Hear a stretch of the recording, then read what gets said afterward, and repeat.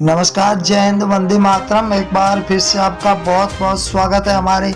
YouTube channel के अंदर। आपको बता दें कि मध्य प्रदेश के अंदर इसी साल विधानसभा चुनाव होने को और विधानसभा चुनाव से पहले आपको ये भी बता दें कि अब की बार मध्य प्रदेश के अंदर हर सीट पर त्रिकोणीय मुकाबला होने जा रहा है। परंतु आपको बता दें कि चुनाव से पहले सी वोटर सर्वे ने सबसे बड़ा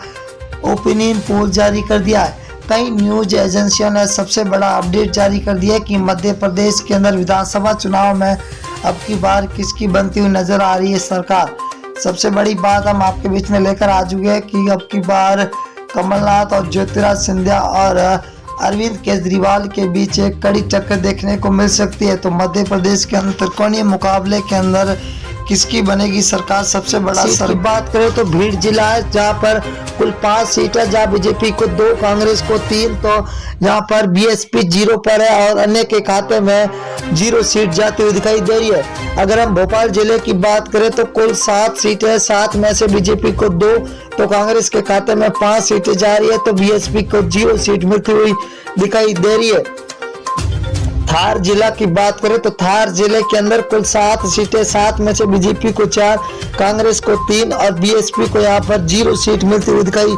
दे रही है। सतना जिले की बात करें तो कुल 7 सीटें, 7 में से बीजेपी को 3, कांग्रेस को 4 सीट और बीएसपी को 0 सीट मिलती हुई दिखाई दे रही है। अगर हम सीधी जिला की बात करें तो कुल 4 सीट है, 4 में से बीजेपी को 1 सीट मिल रही है, वही कांग्रेस के खाते में 3 सीटें जा रही है, तो बीएसपी को यहाँ पर 0 सीट मिलती हुई दिखाई दे रही है। अगला जिला है सिवनी जिला, जहाँ पर कुल 4 सीटें, बीजेपी को 2, कांग्रेस के खाते में 2, तो यहाँ पर बीएसपी को 0 सीट मिलती हुई दिखाई दे रही है। अगले जिले की बात करें तो बड़वानी जिला है, जहाँ पर कुल 4 सीटें, 4 में से बीजेपी के खाते में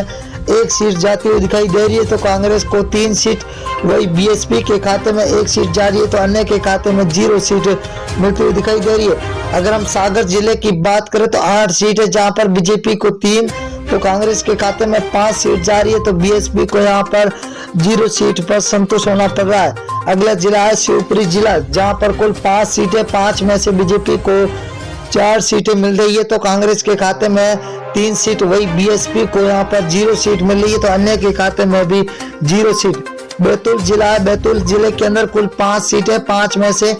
बीजेपी को 2 और कांग्रेस के खाते में 3 सीटें जा रही है, तो यहाँ पर बीएसपी को यहाँ पर 0 सीट मिलती हुई दिखाई दे रही है। विदिशा जिला है, विदिशा जिला के अंदर कुल 5 विधानसभा सीट है, जहाँ बीजेपी को 4, तो यहाँ पर कांग्रेस को 1 सीट मिल रही है, तो बीएसपी के खाते में 0 सीट जाती हुई दिखाई दे रही है। अगर हम राजगढ़ जिला की बात करें तो कुल 5 विधानसभा सीट है, बीजेपी को 2, कांग्रेस के खाते में 3, तो बीएसपी को यहाँ पर 0 सीट मिल रही है, तो अन्य के खाते में 0 सीट। अगर हम ग्वालियर जिला की बात करें तो यहाँ पर कुल 6 विधानसभा है, जहाँ बीजेपी को 2, तो कांग्रेस के खाते में 0 सीट जा रही है, तो यहाँ पर बीएसपी का खाता खुलता हुआ 1 सीट मिलती हुई दिखाई दे रही है। अगर हम देवारा जिला की बात करें तो देवारा के अंदर कुल 5 विधानसभा, जहाँ बीजेपी को 1, कांग्रेस को 4, तो बीएसपी के खाते में 0 सीट मिलती हुई दिखाई दे रही है, तो अन्य को यहाँ पर 0 मिलती हुई दिखाई दे रही है। उज्जैन जिला है, उज्जैन के अंदर कुल विधानसभा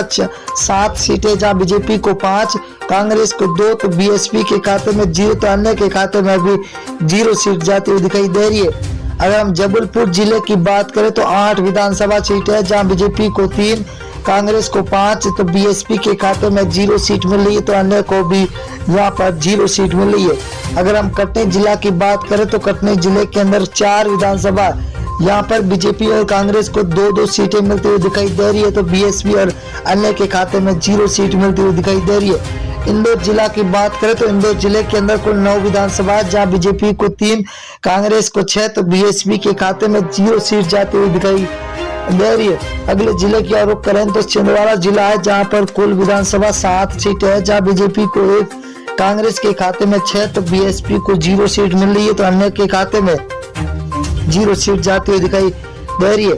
अगर हम सीहोर जिले की बात करें तो यहाँ पर कुल 4 विधानसभा, बीजेपी के 1 और कांग्रेस को 3 सीटें मिल रही है, तो बीएसपी के खाते में यहाँ पर 0 सीट मिलती हुई दिखाई दे रही है। अगला जिला है बालाघाट जिला, जहाँ पर कुल 6 विधानसभा है, जहाँ बीजेपी को 2, कांग्रेस के खाते में 4 सीटें जा रही है, तो बीएसपी को यहाँ पर 0 सीट मिलती हुई दिखाई दे रही है। अगला जिला है मुरैया, मुरैना जिला के अंदर कुल 6 विधानसभा, 6 में से बीजेपी के खाते में 2 जा रही है, तो वही कांग्रेस के खाते में 4 सीटें जा रही है, तो बीएसपी को तगड़ा झटका लगता हुआ दिखाई दे रहा है। अगर हम बात करें अगले जिले की और दोस्तों, तो बहुत ही बड़ा जिला आ चुका है, सततपुर है। सततपुर के अंदर 6 विधानसभा है, बीजेपी को 2, कांग्रेस को 4, तो बीएसपी को 0 सीट। रायसेन जिला है जहां पर कुल 4 विधानसभा है, बीजेपी को 1, कांग्रेस को 3, तो बीएसपी यहां पर 1 पर है, तो